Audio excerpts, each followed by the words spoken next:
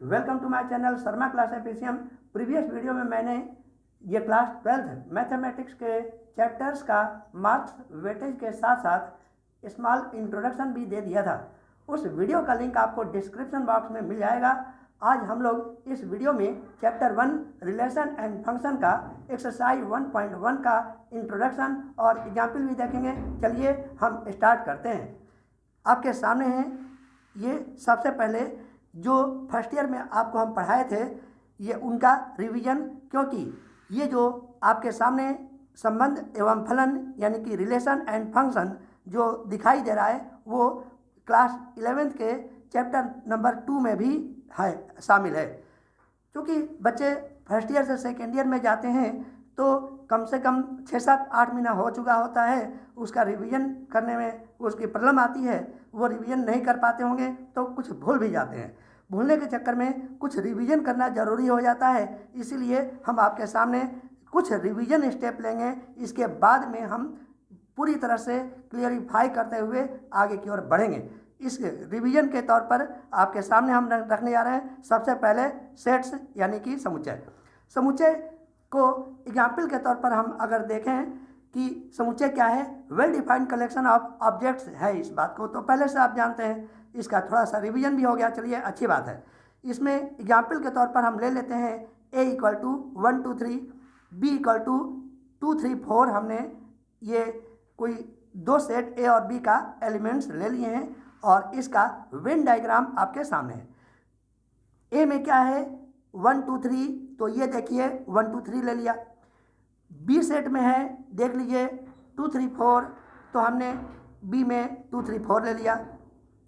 और ये जो यूनिवर्सल सेट U है, ये जो आपके सामने U दिखाई दे रहा है, इसमें पूरे एलिमेंट्स कौन कौन से हैं जरा चेक करके देख लीजिए। 1 2 3 4 5, यहाँ पर मिल गया 1 2 3 4 और आपका ये हो गया 5। ये यूनिवर्सल सेट आपके सामने दिखाई दे रहा है। यूनिवर्सल सेट को हम सार्वत्रिक समुच्चय भी कहते हैं। ठीक, इसमें जल्दी जल्दी रिवीजन के तौर पर हम क्या आपको बताना चाहते हैं। सबसे पहले यूनियन, ए यूनियन बी में हम आपको क्या बताए थे, ए और बी के कॉमन एलिमेंट्स को एक बार लिखते हुए हम एक एक करके सभी एलिमेंट को लिखेंगे। जैसे ए यूनियन बी = 1 2 3 4, 1 2 टाइम्स है, 3 भी 2 टाइम्स है, तो सभी एलिमेंट्स ए और बी का हम कैसे लिखेंगे 1 2 3 2 3 4। तो रिपीट नहीं करते हुए हम क्या लिखेंगे 1 2 3 एंड 4। ए इंटरसेक्शन बी वह होता है जिसमें ए और बी में कॉमन होता है, ये 2 और 3। तो इस प्रकार से हमने लिख दिया है ए इंटरसेक्शन बी = ये कॉमन वाले ये 2 और 3 जिसमें बी और ए और बी में दोनों में कॉमन है, वो इंटरसेक्शन के रूप में हम जानते हैं। अब आसानी से आप ये समझ भी चुके हैं, फिर से दोबारा हम बता देते हैं। a - b हम कैसे फाइंड आउट करते हैं। a - b में जो निगेटिव होता है बस उसी के सर्किल को पूरी तरह से छुपा लीजिए। तो b निगेटिव है, तो देखिए b नेगेटिव को कंप्लीट b सर्किल को हमने छुपा लिया। तो हमें कौन सा एलिमेंट दिखाई दे रहा है, आपके सामने दिखाई दे रहा है 1। तो हमने a - b के वैल्यू ये 1 आपके सामने दिखाई दे रहा है, बता दिए। अगर हमें b - a फाइंड आउट करना है तो जो निगेटिव होता है उसी को हम हटाते हैं, पूरी तरह से छुपा लेते हैं। तो a निगेटिव अर्थात इस a को पूरी तरह से छुपा लिया। तो छुपा लिया तो हमें कौन सा एलिमेंट दिखाई दे रहा है 4। तो इस प्रकार से b - a = हमें मिल गया 4। ए डैश क्या होता है, यूनिवर्सल सेट माइनस a। एक बात और, u को हम इस तरह से लिखते हैं और यूनिवर्सल सेट को थोड़ा सा अलग दिखने के लिए ऊपर से एक लाइन खींच देते हैं, वह यूनिवर्सल सेट के रूप में है, फिलहाल हम मानते हैं। कुछ अंतर तो दिखाई पड़े। तो ए डैश = क्या मिला, यूनिवर्सल सेट माइनस a। तो ए में जो निगेटिव होता है उसी को छुपा लीजिए। यूनिवर्सल देख लीजिए, यहाँ पर ए निगेटिव को पूरी तरह से छुपा लिया तो हमें एलिमेंट दिखाई दे रहा है 4 और 5, तो वह आपका आंसर हो गया u - a = 5। इसी प्रकार b डैश = u - b मिलेगा। u - b मतलब b जो निगेटिव है उसी को पूरी तरह से छुपा लीजिए, यानी कि केवल बी को, जो निगेटिव है उसी को छुपाते हैं। तो हमें एलिमेंट कौन कौन सा दिखाई दे रहा है, स्पष्टता आपको दिखाई दे रहा है, ये वाला 1 दिखाई दे रहा है और ये वाला आपका 5 दिखाई दे रहा है। तो यही है 1 और 5 आपका आंसर।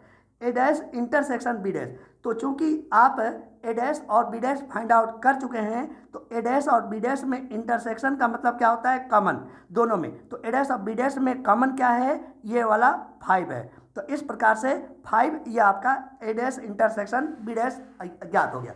अब रिवीजन के तौर पर हम फिर से आपको दोबारा कुछ बताना चाहते हैं, समुच्चय के कुछ मानक प्रतीक, ठीक है ना। मानक प्रतीक के अंतर्गत सबसे पहले नेचुरल नंबर यानी कि प्राकृत संख्याओं के विषय में हम आपको बताना चाहते हैं कि नेचुरल नंबर कौन कौन से होते हैं। नेचुरल नंबर 1 2 3 4 यानी कि ये सबसे छोटा वाला जो सर्किल है, यही 1 2 3 4 डॉटेड, जितने भी आगे आप अनंत तक बढ़ाते चले जाएं वो सभी नेचुरल नंबर यानी कि प्राकृत संख्या होती है। पूर्ण संख्या को W से प्रदर्शित करते हैं, होल नंबर कहते हैं। तो होल नंबर में ये प्राकृत संख्या तो आएगा ही, एक्स्ट्रा और जुड़ जाएगा ये वाला 0। तो पूर्ण संख्या में कौन कौन सी संख्याएं आ जाएंगी, होल नंबर W में आ जाएगा 0 1 2 3 4। 0 से लेकर के और लास्ट अनंत तक जितने भी एलिमेंट आएंगे वह होल नंबर की श्रेणी में आएगा। इसके यानी कि कहने मतलब इस होल नंबर में होल नंबर भी शामिल हो गया और नेचुरल नंबर भी शामिल हो गया। अब इसके बाद आता है पूर्णांक मीन्स इंटीजर। इंटीजर में होल नंबर भी शामिल होगा और आपका नेचुरल नंबर भी शामिल होगा, कुछ एलिमेंट्स और भी शामिल होंगे, वो भी जरा देख लीजिए। जैसे डॉटेड माइनस अनंत से प्लस अनंत तक के सभी एलिमेंट्स होंगे। जैसे ये देख लीजिए, इसके अंतर्गत ये जो है ना, ये इक्वल टू क्या होगा, डॉटेड -3 -2 -1 0 1 2 3 डॉटेड इन्फिनिटी तक ये जो एलिमेंट आपको मिलेंगे वो आपका इंटीजर। तो क्या मिल गया, -2 -1 0 1 2 3 4 डॉटेड, फिर से ये जितने भी आगे वैल्यू हम बढ़ाते चले जाएं वो सब के सब आ गया इंटीजर जेड में। अब आगे बात सामने आ रही है कि परिमेय संख्या मीन्स रेशनल नंबर, ये कौन से होते हैं है ना। ये रेशनल नंबर जो होते हैं ये परिमेय संख्या RATIONAL रेशनल नंबर, ठीक, ये क्लियर हो गया। तो रेशनल नंबर वह होता है जिसे P/Q के रूप में प्रदर्शित कर सके, ठीक। P/Q में जो बटे के नीचे होगा वह 0 नहीं होना चाहिए। जैसे 2/3 ये आपका ये क्या हो गया, रेशनल नंबर परिमेय संख्या हो गया। यानी कि कहने का मतलब डेसिमल वैल्यू भी इसमें हो सकता है। तो इस परिमेय संख्या के अंतर्गत जरा देख लीजिए, ये -3.5 भी आ गया, -2.5 भी आ गया, -3 भी आ गया, -2 -1। तो इस तरह से जितने भी वैल्यू हो जाएंगे वो सब के सब ये आपका हो गया परिमेय संख्या। जैसे 2 परिमेय संख्या क्यों है, क्योंकि 2 को हम 2/1 लिख सकते हैं, P/Q के रूप में लिख सकते हैं। -3.5 को कैसे लिख सकते हैं, 3.5 को -3.5 को पॉइंट हटा लीजिए, अपॉन क्या होगा 10 लिख लीजिए। तो इस प्रकार से -5 से काट दीजिए, 5 7 35 और 5 2 10, तो P/Q के रूप में हमने लिख दिया। तो इस प्रकार से यही आपका रेशनल नंबर शामिल हो जाए। अब इसके बाद में और ऊपर बढ़ते हैं तो हमें मिलता है रियल नंबर। तो रियल नंबर में जो होगा √2 भी शामिल हो सकता है, √3 भी शामिल हो सकता है, और इसके अतिरिक्त इसमें जितने भी हैं वे सभी इसमें शामिल होंगे। कहने मतलब क्या हुआ, वास्तविक संख्या में ये Q भी होगा, Z भी होगा, W भी होगा और N भी होगा। एक और बात क्लियर कर लें कि समुच्चय की बात करना चाहते हैं। ये प्राकृत संख्या तो 1 2 3 4 डॉटेड हो गया, लेकिन प्राकृत संख्या के समुच्चय को कैसे प्रदर्शित करेंगे, ये कर्ली ब्रैकेट में 1 2 3 डॉटेड इस तरह से भी हम इसको रिप्रेजेंट करते हैं। चलिए अब आगे एक और बात बताएं कि संख्याएं तो इतना देख लिया, natural number, whole number, integer और रेशनल नंबर और रियल नंबर। इसके साथ साथ ये एक और प्रकार का नंबर होता है, उसको हम कहते हैं सम्मिश्र संख्या, मीन्स कम्प्लेक्स नंबर। तो कम्प्लेक्स नंबर कैसे प्राप्त होता है? वह रियल नंबर और इमेजिनरी नंबर को मिला करके हम इसको प्राप्त करते हैं। Complex number equal to real part plus i into imaginary part.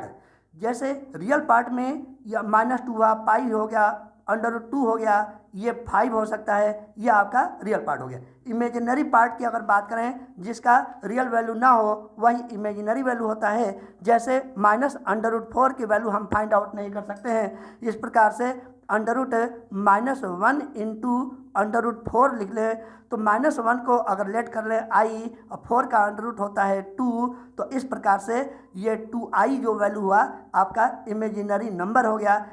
Imaginary number में आई हटा दिया जाता है तो इमेजिनरी पार्ट मिल गया 2। इस प्रकार से सभी प्रकार के नंबर्स को सबसे पहले आपको समझा दिए कि ये नंबर किस प्रकार से लिखे जाते हैं। अब आगे हम बात करते हैं समुच्चय के दो रूप को। समुच्चय के दो रूप कौन कौन से आपने फर्स्ट ईयर में पढ़े थे? समुच्चय के दो रूप पढ़े थे, एक तो रोस्टर फॉर्म और दूसरा आपने पढ़ा था ये समुच्चय निर्माण रूप। रोस्टर रूप को सारणीबद्ध रूप भी कहते हैं और समुच्चय निर्माण रूप को अंग्रेजी में द सेट बिल्डर फॉर्म भी कहते हैं। इसमें रोस्टर फॉर्म में जैसे नेचुरल नंबर को लिखना है तो कैसे लिखेंगे? ये कर्ली ब्रैकेट में अभी जैसे ऊपर बताए थे ये कर्ली है ना, तो कर्ली ब्रैकेट में लिख देते। जैसे n को लिखना है, नेचुरल नंबर को हमें रोस्टर फॉर्म में लिखना है तो 1 2 3 अप टू ये कर्ली ब्रैकेट शुरू भी करते हैं और क्लोज भी कर देते हैं। और इसी प्रकार से इसी चीज़ को समुच्चय निर्माण रूप में लिखना हो, द सेट बिल्डर फॉर्म में लिखना हो तो कैसे लिखेंगे? n equal to x such that x प्राकृत संख्या है, x या नेचुरल नंबर। तो इसको दूसरे रूप में अगर लिखने की कोशिश करें, शॉर्ट तरीके से लिखने की कोशिश करें तो मिलेगा n equal to x such that x belongs to natural number. अब आगे बढ़ते हैं, आपके सामने हैं कुछ प्रतीक चिन्ह जिसे आपको बोलने भी आना चाहिए, क्योंकि सेकेंड ईयर फर्स्ट ईयर का ये बदला हुआ रूप होता है। अगर फर्स्ट ईयर के स्टेप को, क्लास 11th के स्टेप को थोड़ा इग्नोर करते हैं तो सेकेंड ईयर के कोर्स को पढ़ने में समस्या आती है। आपको समस्या न आए इसलिए इन सभी प्रतीक चिन्ह को भी जानना जरूरी है। जैसे इस चिन्ह को हम क्या कहते हैं? Belongs to. तो जैसे A belongs to capital A, B not belongs to capital A, यानी कि अगर बिलोंग्स टू को काट दिए तो इसको हम पढ़ते हैं नॉट बिलोंग्स टू, और 0 लिख करके और काट दीजिए इसको नल सेट भी कहते हैं। इस चिन्ह को यू आकार क्षैतिज दिशा में बना लें तो सबसेट भी कहते हैं, प्रॉपर सबसेट भी कहते हैं। अब चलिए थोड़ा इनके एग्जाम्पल को भी हम समझ लेते हैं। एग्जाम्पल के तौर पर मान लीजिए ये 2 3 4 सबसेट ऑफ 1 2 3 4, तो ये सही है कि नहीं इसको भी क्लियर कर लीजिए। ये 2 एलिमेंट इसमें मौजूद है, 3 एलिमेंट मौजूद है, 4 एलिमेंट मौजूद है और ये वाला देख लीजिए 1 भी एलिमेंट इसमें मौजूद हो गया, सभी एलिमेंट मौजूद है। तो आपका प्रॉपर सबसेट दिखाई दे रहा है। सबसेट के रूप में हम आपको क्या बताना चाहते हैं? ये देख लीजिए 2 दिखाई दे रहा है, ये 3 दिखाई दे रहा है, 4 भी दिखाई दे रहा है, यानी कि इसके इधर इसके सबसेट तो होंगे, कुछ हो सकता है कि इसके जैसे 5 एलिमेंट इसमें ना दिखाई दे रहा हो, तो इसको हम कहेंगे 2 3 4 इज सबसेट ऑफ 2 3 4 एंड 5 का सेट। चलिए अब आगे बढ़ते हैं। नेक्स्ट एग्जाम्पल के तौर पर a इक्वल टू हम लेट कर लेते हैं 1 2 3, तो इसमें 1 क्या है, 2 क्या है, 3 क्या है, ये एलिमेंट है सेट a का। तो इसको कैसे प्रतीकात्मक भाषा के रूप में इंडिकेट करते हैं जरा वो भी देख लीजिए। जैसे 1, तो 1 बिलोंग्स टू कैपिटल ए, ये लिखने का ढंग सही है। और यहाँ पर देख लीजिए 3 भी ए सेट में मौजूद है तो हम लिख सकते हैं 3 is belongs to capital A. लेकिन 1 2 3 में एलिमेंट 4 नहीं है तो हम लिख सकते हैं 4 is not belongs to capital A, यानी कि बिलोंग्स टू को चिन्ह लिख करके काट देते हैं। मान लीजिए कि इस तरह से हम लिखते हैं ये कर्ली ब्रैकेट में, तो ये सबसेट हो गया। लेकिन ये यहाँ पर समझना बहुत ज़रूरी है, ये क्यों सही है। यहाँ पर बिलोंग्स टू को पढ़ते हैं, इसको ये सबसेट पढ़ते हैं, तो क्यों का जवाब दे दें कि इसका अगर हम सबसेट तैयार करें तो इसके सबसेट में 1 भी होगा, 2 अलग से, 2 भी होगा अलग से, 3 भी होगा। कैसे लिखते हैं इसका सबसेट अगर लिखना चाहें तो 1 हुआ, ये 2 हुआ, तो ये सब क्या क्या होते हैं, सबसेट होते हैं। तो 1 सबसेट ये ऑफ ये सेट ए, ये ठीक लिखा हुआ है। 3 भी ये चीज़ चेक कर सकते हैं, अगर यहाँ पर 3 लिखते हैं, 3 is subset of capital A, ये भी सही लिखा है। लेकिन इसमें चेक करके देख लीजिए कि 1 2 3 4 एलिमेंट या 4 सबसेट ए का नहीं है, तो इसको लिख सकते हैं ये 4 इज नॉट सबसेट ऑफ ए। ठीक, अब आगे बढ़ना चाहते हैं समुच्चय का कार्तीय गुणन, कार्टेशियन प्रोडक्ट ऑफ सेट के विषय में। ये चीज़ जरा देख लीजिए वो क्या कहना चाह रहे हैं। कार्टेशियन प्रोडक्ट भी हम आपको फर्स्ट ईयर में बताए थे। क्या बताए थे उसको एग्जाम्पल के तौर पर देखते हैं। ए इक्वल टू लेट कर लेते हैं 1 2, बी इक्वल टू हम लेट कर लेते हैं ए कमा बी। तो इसका ए क्रॉस बी कार्टेशियन प्रोडक्ट क्या होगा, 1 का ए के साथ, 1 का बी के साथ, 2 का ए के साथ और 2 का बी के साथ। तो इस प्रकार से इसको कार्टेशियन प्रोडक्ट के नाम भी देते हैं। जैसे मान लीजिए कि इस ए में एलिमेंट है 1 और 2 और इस बी में एलिमेंट है ए कमा बी, तो इसका कार्टेशियन प्रोडक्ट क्या होगा, 1a 1b 2a 2b, ये लिखा हुआ है आपके सामने, यही होता है आपका कार्टेशियन प्रोडक्ट। इसको कार्टेशियन प्रोडक्ट को प्रतीकात्मक भाषा के रूप में हम लिखते हैं A cross B equal to small P comma small Q, element हो गया यहाँ पर ये such that P belongs to A, यानी कि जो फर्स्ट एलिमेंट होता है वो ए से होगा, इस ब्रैकेट में जो सेकंड एलिमेंट होगा वो बी से होगा। P belongs to capital A और second element Q belongs to capital B। तो ये भी आपको समझ में आना चाहिए कि ये फर्स्ट सेट का एलिमेंट पहला होगा और सेकंड सेट का जो एलिमेंट होगा वह B में, इसमें दूसरे वाले में दिखाई पड़ेगा। चलिए अब इतनी तो बात समझ में आ गई। अब एक बात अब और जानना चाहिए कि अगर सेट ए में ये मान लीजिए P एलिमेंट हो, सेट B में मान लीजिए Q एलिमेंट हो, तो A क्रॉस B में टोटल एलिमेंट्स कितने होंगे, number of A cross B equal to number of A into number of B। Number of element अगर A P के बराबर हो, number of B equal to Q हो, तो इस प्रकार से number of A cross B Cartesian product of ये A cross B equal to P into Q। मान लीजिए कि P में एलिमेंट की संख्या 2 हो गया और Q में भी 2 है, तो number of A cross B equal to 2 into 2 equal to 4। जरा चेक कर लीजिए कि 4 है भी कि नहीं। 1 2 ये 3 और ये 4 एलिमेंट आपको दिखाई दे रहा है, तो इस यही वाला 4 आपका आंसर कार्टेशियन प्रोडक्ट के 4 संख्या को डिनोट करता है। लेकिन ये 4 तो समझ में बात आ गई, ये कार्टेशियन प्रोडक्ट के नंबर मिल गए, लेकिन ये जो कार्टेशियन प्रोडक्ट का जो एलिमेंट होता है, इस एलिमेंट का भी हम सबसेट तैयार कर सकते हैं। जैसा कि आपको पहले से जानकारी है कि अगर किसी सेट में एलिमेंट्स की संख्या n हो तो 2 के पावर n उसके सबसेट्स की संख्या होती है। क्योंकि A क्रॉस B में टोटल ये जो सब नंबर हैं वो P इंटू Q हो, तो number of subset in A cross B equal to 2 के पावर n लिख सकते हैं या 2 के पावर P इंटू Q लिख सकते हैं। तो n की वैल्यू हमने 4 अब ये फाइंड आउट कर चुके हैं, तो 2 के पावर 4 इक्वल टू 16, यानी कि A क्रॉस B में अगर 4 एलिमेंट मौजूद हों तो इसके भी सबसेट फाइंड आउट करना चाहें तो उसके इससे टोटल सबसेट्स होंगे 16।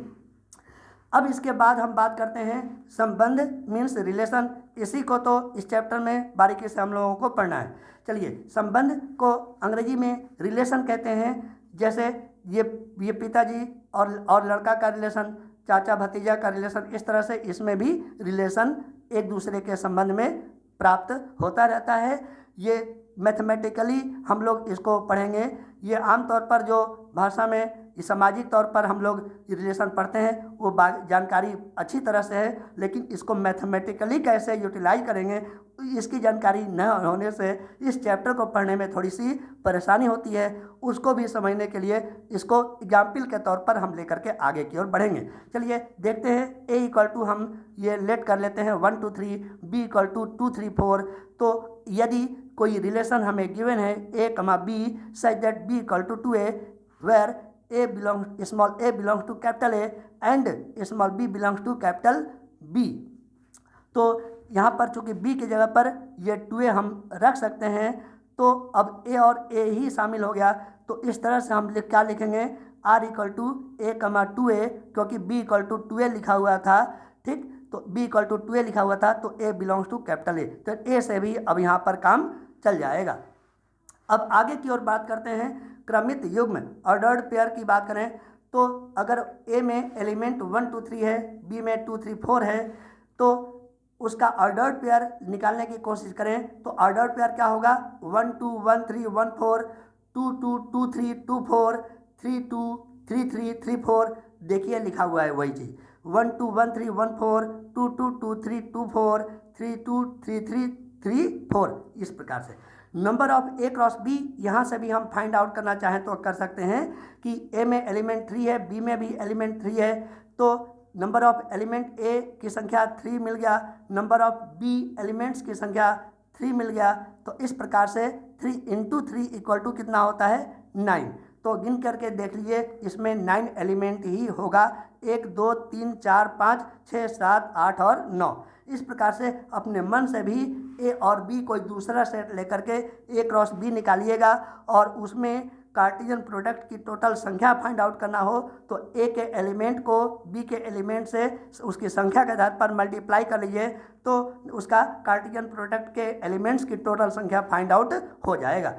इसमें ए क्रॉस बी में एलिमेंट्स की संख्या फिलहाल यहाँ पर कितनी दिखाई दे रही है, 9। तो एक बात और, जैसा कि पहले से जानते हैं कि किसी सेट में एलिमेंट्स की संख्या स्मॉल n हो तो ए क्रॉस बी में सबसेट्स की संख्या 2 के पावर n होती है, 2 के पावर यही चीज़ 9 आपका आंसर हो गया। अब बात करते हैं संबंध, मान लीजिए r इक्वल टू दिया हुआ है 1 2 1 4, ठीक, तो यहाँ r subset of A cross B है, क्यों, क्योंकि ए क्रॉस बी की अगर बात करें तो ए क्रॉस बी में 1 2 ये वाला 1 2 में दिखाई दे रहा है, 1 4 कहीं दिखाई दे रहा है कि नहीं, 1 4, तो इस प्रकार से यहाँ पर R is subset of A cross B हो। कहने का मतलब क्या हुआ कि कोई रिलेशन दिया हो तो वह उसके क्रॉस प्रोडक्ट में मौजूद हो, तब हम उसको कहते हैं the relation is subset of A cross B.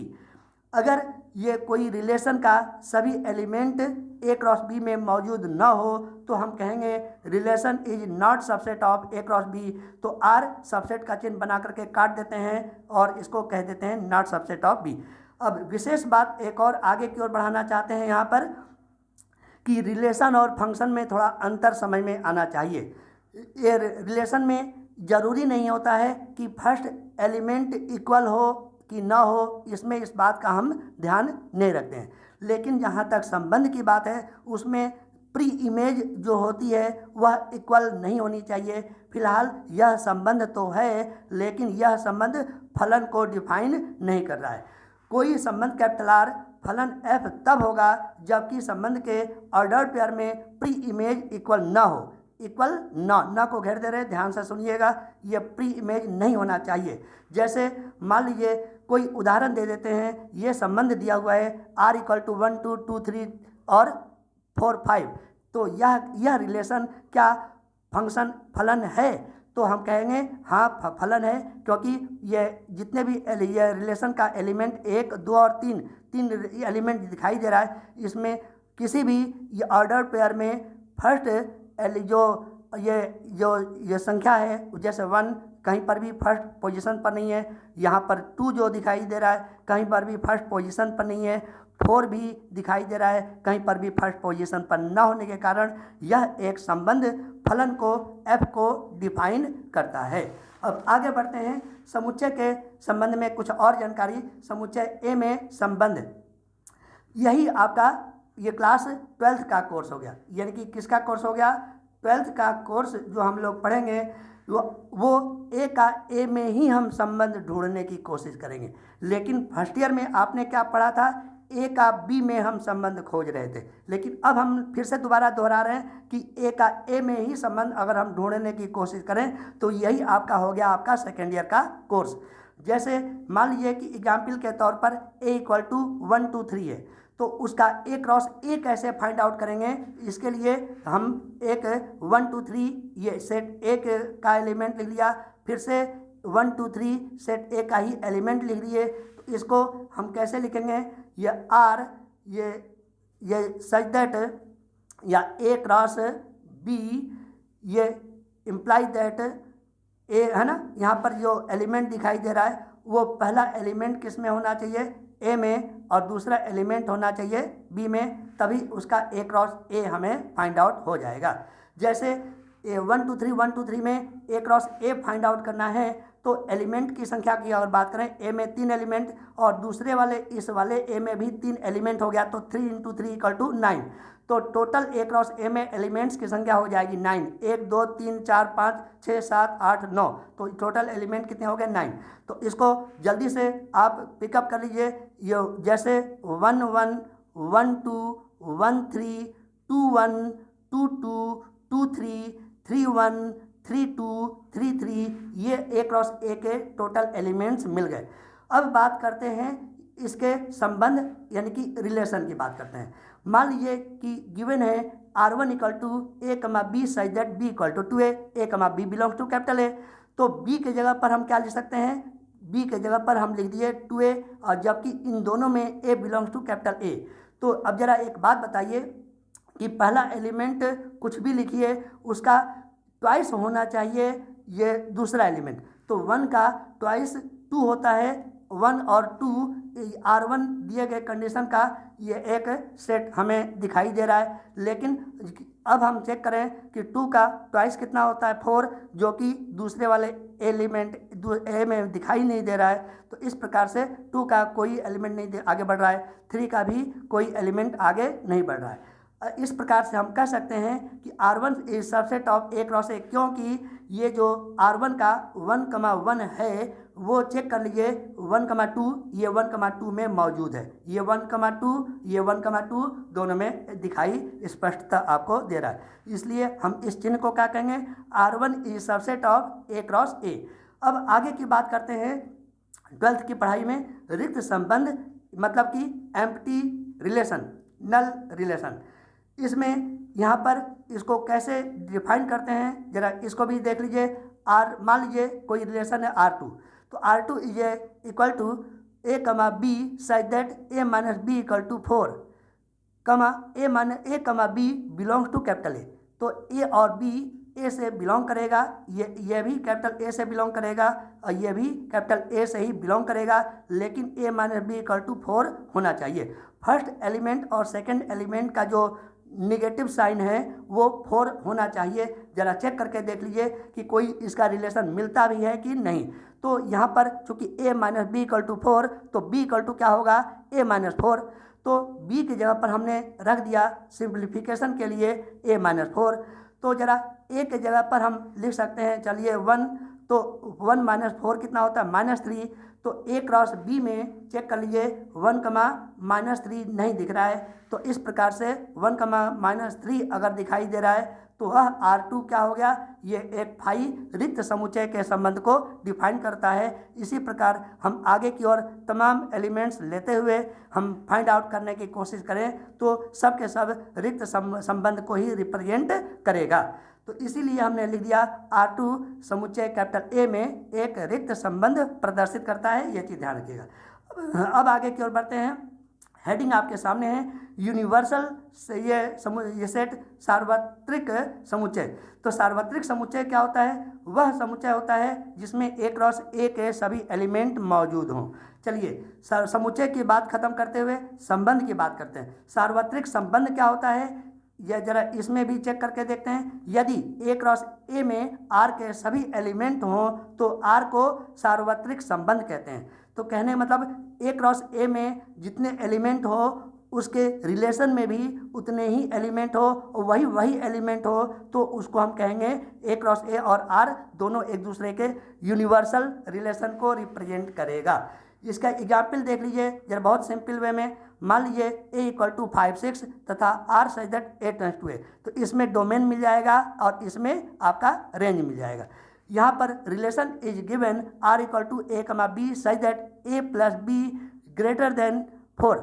और जबकि A comma B belong to capital A, तो कैपिटल ए में ही आपका जो भी है एलिमेंट वो मौजूद होना चाहिए। जरा तब सिद्ध करना है कि यह संबंध कैपिटल आर ए में ये एक यूनिवर्सल सेट रिप्रेजेंट करता है। जरा देख लीजिए ए क्रॉस ए इक्वल टू कितना दिखाई दे रहा है, यह जैसे ए में 5 और 6 है, फिर से ए में 5 6 है, तो ए क्रॉस ए में बहुत सिंप्लीफिकेशन के रूप में हम कैसे लिखेंगे 5 5 5 6 6 5 और 6 6, ये सभी एलिमेंट दिखाई दे रहा है। इसमें पहले वाले एलिमेंट को स्मॉल ए कहते हैं जैसा कि दिख रहा है यहाँ पर, दूसरे वाले एलिमेंट को बी कहते हैं जैसा कि यहाँ पर भी दिखाई दे रहा है, और जबकि इन दोनों का सम कितना होना चाहिए 4 से ज़्यादा होना चाहिए। जरा चेक कर लीजिए 5 + a + b ग्रेटर देन 4, तो 5 + 5 10 होता है, 4 से ज़्यादा है, ठीक है, जो रिलेशन कह रहा है उसके अकॉर्डिंग।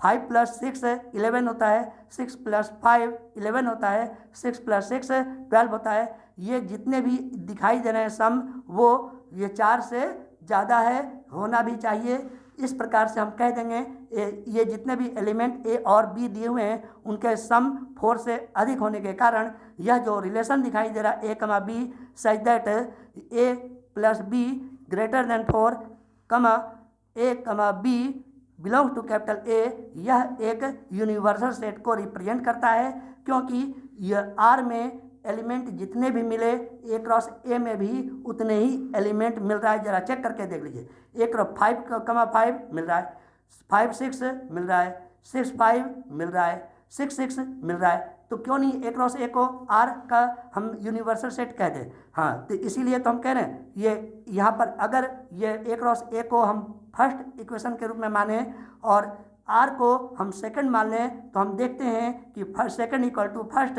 यानी कि R equal to A cross A, यानी कि कोई भी ए क्रॉस के ए का एलिमेंट नहीं है जो आर में ना हो, यानी कि आर क्रॉस ए में ए क्रॉस ए के सभी एलिमेंट मौजूद होने के कारण यहाँ पर हम कह सकते हैं कि आर ए क्रॉस ए में एक यूनिवर्सल रिलेशन को रिप्रेजेंट करता है। अब इसके बाद में संबंध के प्रकार को डिफाइन करने जा रहे हैं। संबंध के प्रकार की बात करें तो ये 7 प्रकार का होता है। ये सबसे पहला हो गया रिक्त संबंध, ये इसको एम्प्टी और वेड या वाइड ये रिलेशन कहते हैं, वाइड आर फॉर रिलेशन कहते हैं। इसमें क्या होता है, ये आर इक्वल टू ये 5 ये subset of A cross A, यानी कि आर में कोई एलिमेंट नहीं होना चाहिए जो ए क्रॉस ए में होगा, तो उसी को हम कहते हैं इसको रिक्त संबंध, एम्प्टी रिलेशन। ठीक, तो इसको कैसे हम जरा लिखें वो भी देख लीजिए। समुच्चय कैपिटल ए पर संबंध कैपिटल आर रिक्त संबंध तब होता है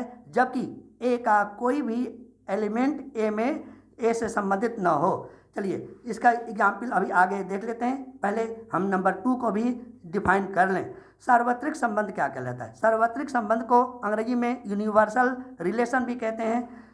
समुच्चय कैपिटल ए पर संबंध कैपिटल आर यूनिवर्सल रिलेशन तब होता है जब ए का प्रत्येक अवयव के सभी अवयव ए से संबंधित हो। क्या कहना चाह रहा है? समुच्चय ए पर संबंध कैपिटल आर सार्वत्रिक संबंध तब होता है जब ए का प्रत्येक अवयव, क्लियर कर लीजिए, ए के सभी अवयव से रिलेट करे, संबंधित हो, यानी कि R equal to A cross ए।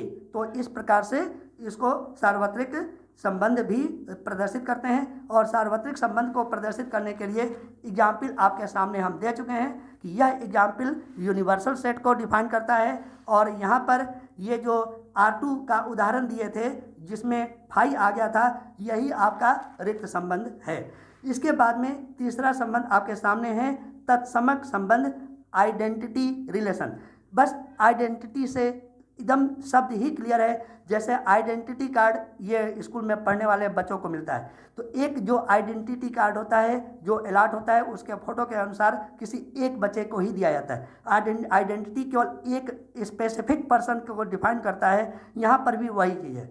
इसमें कैपिटल ए का प्रत्येक अवयव केवल अपने आप से ही संबंधित होता है, उसी को हम आइडेंटिटी रिलेशन कहते हैं।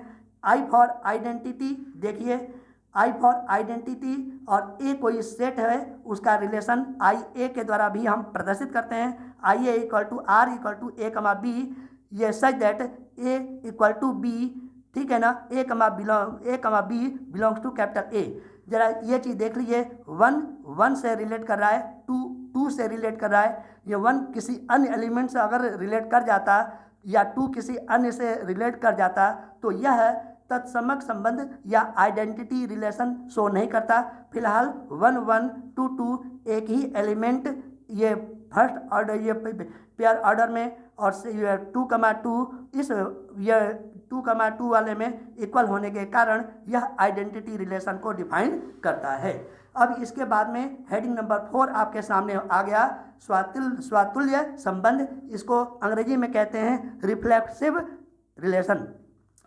इसमें ए का प्रत्येक अवयव स्वयं से आर के द्वारा संबंधित होता है।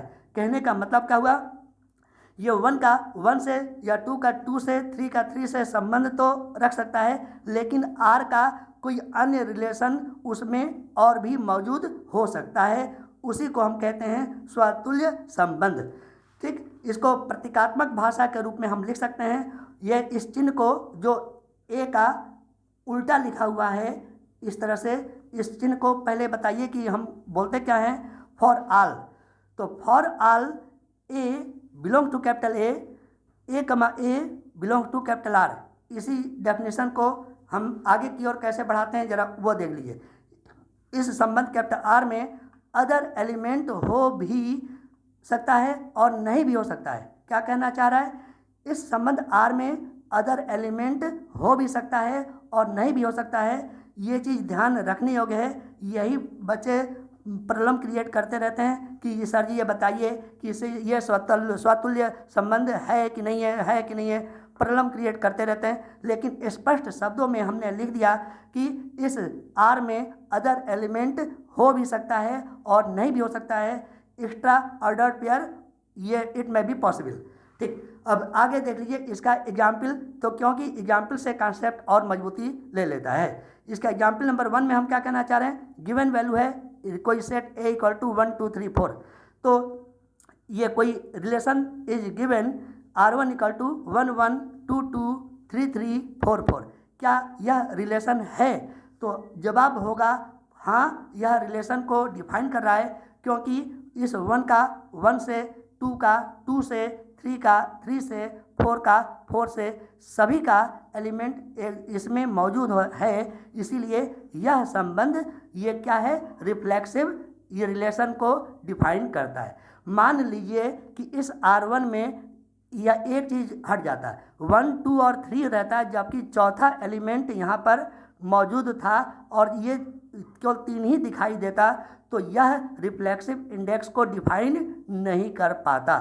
चलिए अब R2 को जरा चेक करके देखते हैं कि यह R2 relation A cross A के अंतर्गत ये रिफ्लेक्सिव इंडेक्स यानी कि स्वातुल्य संबंध डिफाइन करता भी है कि नहीं। चलो चेक कर लें। 1 का 1 से दिखाई दे रहा, 2 का 2 से दिखाई दे रहा है, 3 का 3 से डिफाइन कर रहा है, 4 का 4 से डिफाइन, लेकिन एक्स्ट्रा एलिमेंट 1 और 2 ये 1 और 2 सेट ए में मौजूद है। मौजूद होने के कारण मेरा काम चल गया, यानी कि जो ये हमें डेफिनेशन बताया जा रहा था ऊपर स्वातुल्य संबंध के विषय में, वो लाइक कर रहा है, पालन कर रहा है। इसीलिए R2 भी यहाँ पर रिफ्लेक्सिव इंडेक्स को डिफाइन करता है। अब देख लीजिए R3 एग्जाम्पल को कि यह रिफ्लेक्सिव इंडेक्स है कि नहीं, रिलेशन है कि नहीं। जरा इसको आगे क्यों बढ़ता है। R3 इज गिवन 1 कमान 1 2 2 3 3। अब जरा चेक कर लीजिए 4 4 नहीं दिया है। 1 का 1 से रिलेट कर रहा है, 2 का 2 से रिलेट कर रहा है, 3 का 3 से रिलेट कर रहा है, लेकिन 4 का 4 से रिलेट नहीं कर रहा है, यानी कि 4 4 is missing in the set of R3। इसी वजह से यहाँ पर R3 ये आपका रिफ्लेक्सिव रिलेशन को डिफाइन नहीं कर रहा है। अब इसके बाद देख लीजिए R4 इक्वल टू 1 1 2 2 3 3 4 4 1 5।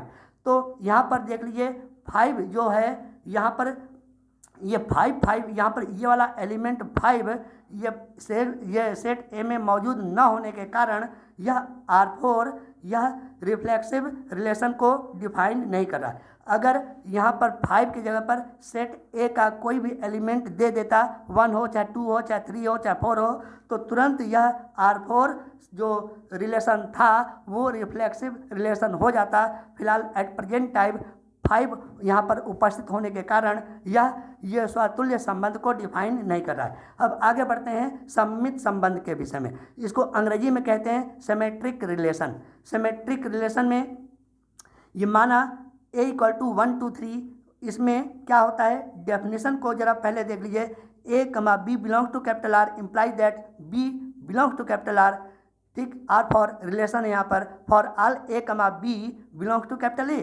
तो इसको दूसरी भाषा में हम दूसरे हिसाब से कैसे बोलेंगे, A रिलेट कर रहा है B से, इम्प्लाइज दैट B भी रिलेट करना चाहिए A से, तभी यह सिमेट्रिक रिलेशन को डिफाइन कर पाएगा। कहने का मतलब क्या हुआ, A, B कोई ये बिलोंग करेगा रिलेशन R से, तो यही वाला B ये किससे रिलेट करना चाहिए, A से। ये उस संबंध R में ये इक्वल होने के केस में समझ लीजिए कि यह ऑटोमेटिकली क्लियर हो जाएगा कि यह सिमेट्रिक रिलेशन को डिफाइन करेगा। यानी कि पलट दीजिए एलिमेंट को तो वो रिलेशन R में मौजूद होना चाहिए। अब इसका जरा एग्जाम्पल देख लेते हैं। 1 2 का उल्टा 2 1 होता है, तो 2 1 मौजूद है, तो यह भी आपका सिमेट्रिक रिलेशन डिफाइन कर रहा है, टिक मार्क कर दिया, देख लीजिए, ठीक। अच्छा, दूसरी बात की यह R1 जो है वो 1 2 2 1 ये जो रिलेशन है क्यों डिफाइन कर रहा है, क्योंकि ये 1 2 और 2 1 ये कोई सेट A में होगा। 1 2 ये क्या होगा, बिलोंग्स टू कैपिटल A, तो A में बिलोंग करेगा 1 2, तभी यह कंडीशन अप्लाई हो पाएगा। चलिए अब जरा देखते हैं ये 3 2 का उल्टा क्या होगा, ये 2 3, तो जो कि इसमें मौजूद नहीं है। 2 3 is missing in the set of R2, इसी वजह से यहाँ पर R2 क्रॉस कर दिए हैं, यह सिमेट्रिक रिलेशन को डिफाइन नहीं कर रहा है। अब चलिए R3 रिलेशन को देखते हैं। R3 = ये 2 1 1 2 3 2 2 3, क्या यह सिमेट्रिक रिलेशन को डिफाइन कर रहा है, जरा चेक कर लीजिए। 2 1 का उल्टा 1 2, 3 2 का उल्टा 2 3, यस। इस तरह से जितने भी एलिमेंट हैं सब एक दूसरे के लिए यह उसका अपोजिट कर लें तो उसमें मिलेगा। जैसे मान लीजिए कि इस जगह पर देख लें 1 2 का उल्टा 2 1, इसमें मौजूद हो गया। तो इस तरह से जितने भी रिलेशन शो करने वाले होते हैं वो सब के सब किस में मौजूद होते हैं, वो सममित संबंध यानी कि सिमेट्रिक रिलेशन में होते हैं। R4 एग्जाम्पल देख लेते हैं। 1 2 का उल्टा ये 2 1 का उल्टा 1 2 मिला, ठीक। 1 3 का उल्टा 3 1 मिल गया, ठीक। तो ये दोनों और ये दोनों तो ठीक हो गए, लेकिन 3 2 का उल्टा 2 3 नहीं दिख रहा है, क्योंकि ये कर्ली ब्रैकेट यहीं पर क्लोज हो गया। तो यहाँ पर क्या है, 2 3 मिसिंग होने के कारण यह R4 जो है सममित संबंध यानी कि सिमेट्रिक रिलेशन को डिफाइन नहीं कर रहा है। R5 = 1 2 का उल्टा ये 2 1 मिल गया, 3 4 का उल्टा 4 3 मिल गया, लेकिन मिल तो गया, हमें लग रहा है कि सब कुछ ठीक ठाक है, लेकिन ये जो एलिमेंट है 4 क्या A में मौजूद है, बिल्कुल A में मौजूद नहीं है। A में मौजूद होने के केस में ही हम कह पाते कि यह सही होता है। ये चेक कर लीजिए, ये क्वेश्चन में ऊपर से ही दिया था सेट A के एलिमेंट 1 2 और 3 था, लेकिन यहाँ पर 4 मौजूद हो गया, तो 1 2 का 2 1 उल्टा दिखाई पड़ गया, 3 4 का 4 3 दिखाई दे गया। लेकिन ये भी तो चेक कर लीजिए कि 4 ये आपका सेट A में मौजूद है कि नहीं है, ना होने के कारण यह समझ लीजिए कि यह R5 जो है सममित संबंध नहीं है। अब लास्ट आ गया आपका संक्रामक संबंध मीन्स ट्रांजिटिव रिलेशन। इसमें A, B belongs to R तथा B, C belongs to R imply that A, C belongs to capital R for all A, B, C belongs to capital A, ठीक। तो इसमें एक बात मतलब कि क्या होनी चाहिए कि बहुत आसानी से समझ लीजिए, A, B बिलोंग्स टू क्या होना चाहिए, कैपिटल R होना चाहिए। इसी के B के नीचे लिख रहे हैं हम B, C, ये भी किस में होना चाहिए, इसी रिलेशन R में होना चाहिए तब। और इसके बाद एक और घटनाक्रम सामने आना चाहिए, B और B को हटा दीजिए तो क्या मिला 1, C, तो सॉरी A, C, तो A, C भी यह रिलेशन कैपिटल R को डिफाइन करना चाहिए। इस वजह से हम कर देते थे कि यह संक्रामक संबंध को डिफाइन कर। तो अच्छा, संक्रामक संबंध को प्रतीकात्मक भाषा में और किस तरह से डिफाइन कर सकते हैं जरा वो भी देख लीजिए। ए रिलेट करेगा बी से तथा बी रिलेट करेगा सी से, तो ए रिलेट करना चाहिए सी से। तो समझ लीजिए यह संबंध संक्रामक संबंध मीन्स ट्रांजिटिव रिलेशन को डिफाइन करेगा। इसका एग्जाम्पल देख लेते हैं। यह आर इक्वल टू यह गिवन 1,1 1 2 2 1 2 2 ये कोई रिलेशन है, तो क्या यह रिलेशन संक्रामक संबंध को डिफाइन कर रहा है? इसके लिए हम क्या करते हैं, 1,1 ये चेक कर लीजिए, ऊपर से ज़रा निगाह बनाए रखिएगा बारीकी से, क्योंकि यही आज की डेट का अंतिम स्थिति है और मजबूती से जानना भी जरूरी है। बहुत सिंपल वे में हम बी को सामने रख करके नीचे समझाने वाले हैं, है ना। सर्किल में उसको बना देंगे, ध्यान से देखिएगा। 1,1 बिलोंग्स टू कैपिटल आर लिख दिया हमने। फिर से अब आगे वाला स्टेप देख लीजिए कि ये वाला 1 इक्वल हो गया, तो 1,2 बिलोंग्स टू कैपिटल आर। ये भी अब ये चीज़ चेक कर लीजिए कि ये दोनों इक्वल होने के केस में 1,2 बिलोंग्स टू कैपिटल आर होना चाहिए, 1,2 बिलोंग्स टू कैपिटल आर होना चाहिए। मिला के देखिए मिल रहा है कि नहीं, 1,2 बिलोंग्स टू कैपिटल आर मिल गया। तो ये दोनों आपस में ये कंफर्म हो गया कि ये ट्रांजिटिव एलिमेंट्स वो रिलेशन को डिफाइन कर रहा है। अब फिर से आगे चेक करते हैं 1,1 के बाद में 1,2 को, तो 1,2 बिलोंग्स टू कैपिटल आर और उसके जस्ट आगे क्या है 2,1 बिलोंग्स टू कैपिटल आर। इस 2 को जरा हटा दीजिए, तो फिर से मिला 1,1 belongs to capital R, 1,1 belongs to capital R, जो कि इसमें मौजूद है। तो यह भी सही हो गया, यानी कि ये ट्रांजिटिव रिलेशन को डिफाइन कर रहा है। अब इसके बाद में 1,2 के बाद में 1,2 से इसको भी जरा चेक कर लीजिए, 1,2 belongs to capital R, 1,2 belongs to capital R और 2,2 बिलोंग्स टू कैपिटल आर। जरा इसमें भी चेक कर लीजिए कि ये दोनों हटा दें 2 दोनों, तो ये वाले 1,2 बिलोंग्स टू कैपिटल आर, ये देख लीजिए 1,2 belongs to capital R relation में मौजूद है। इसके बाद आगे एक और देख लीजिए, ये हम आगे बढ़ करके 2,1 के विषय में चेक करते हैं। 2,1 बिलोंग्स टू कैपिटल आर और फिर से ये वाला उसके आगे चेक करके देखें ये दोनों इक्वल होना चाहिए, तो कोई रिलेशन ढूंढ लीजिए। तो हमें रिलेशन मिल गया 1,1 बिलोंग्स टू कैपिटल आर। अब इस 1 को हटा लें तो 2,1 बिलोंग्स टू कैपिटल आर, और ज़रा चेक कर लीजिए कि इसमें 2,1 बिलोंग्स टू कैपिटल आर मौजूद है। आगे बढ़ते हैं, यहाँ तक तो ठीक है। अब फिर से अब उसके आगे के पड़ाव पर पहुँचते हैं, 2,1 को देखते हैं। 2,1 बिलोंग्स टू कैपिटल आर और उसके और आगे देखें ये 1 इक्वल करते हुए कोई दूसरा एलिमेंट ढूंढ लीजिए, तो हमें मिला 1,2 बिलोंग्स टू कैपिटल आर। जो ये 2 इक्वल है उसको हटा दीजिए तो मिलेगा 2,2, ये चीज़ दिखाई दे रहा है 2,2 बिलोंग्स टू कैपिटल आर, ये मिल रहा है 2,2 बिलोंग्स टू कैपिटल आर।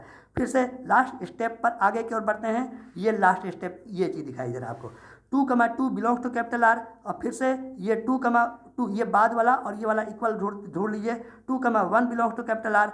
तो ये 2 इक्वल होने के कारण 2,1 बिलोंग्स टू कैपिटल आर, ये चेक कर लीजिए 2,1 बिलोंग्स टू कैपिटल आर। अब इस तरह से हमने क्या हमें दिखाई दे रहा है कि जो संबंध आर हमें जो दिया हुआ था समुच्चय ए पर एक ट्रांजिटिव रिलेशन को डिफाइन करता है। आज के लिए इतना ही, मिलते हैं नेक्स्ट वीडियो में। ये नेक्स्ट वीडियो में नेक्स्ट एक्सरसाइज 1.1 यानी इसी एक्सरसाइज 1.1 के क्वेश्चंस के साथ। Thank you.